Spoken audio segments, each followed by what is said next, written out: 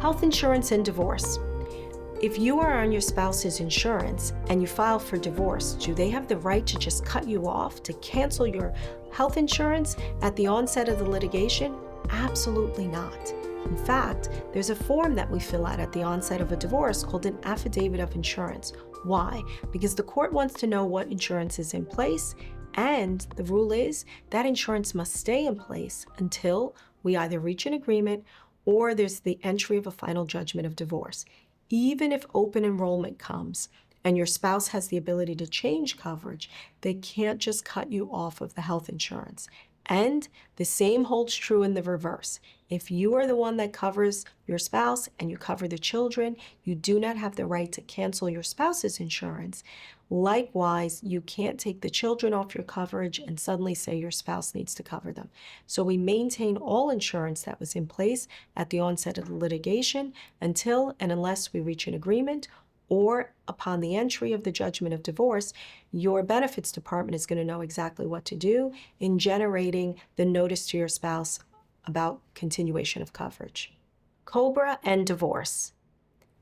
Upon the entry of your judgment of divorce and you notify your benefits administrator that you are divorced, it creates a change in life event. And your employer, your benefits manager, will send the COBRA notice out to your spouse. Is that your responsibility? Well, we write it into most settlement agreements.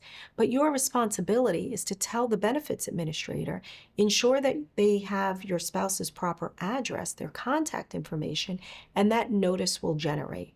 Your spouse then has an opportunity to elect coverage through your employer's plan. That has nothing to do with you in that sense.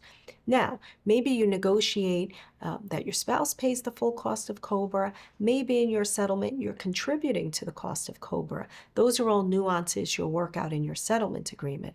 But your main responsibility is notifying your benefits department timely of the divorce so that the COBRA notification is sent to your former spouse. You were not the provider of health insurance for your children prior to the filing of your complaint for divorce. Now you're getting divorced, and in your negotiation, because you settled your case, you agree to add the children to your health insurance coverage. Upon the entry of your judgment for divorce, you need to notify your benefits department, and your benefits department will then go through the process in adding your dependents to your coverage. You don't have to wait till open enrollment. The entry of the divorce creates a life event, which creates this short-term open enrollment where you can elect to add the children onto your coverage.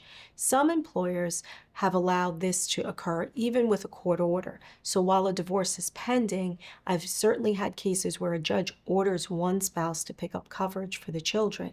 And with that court order, their benefits department has allowed them to add the children on to their plan as well.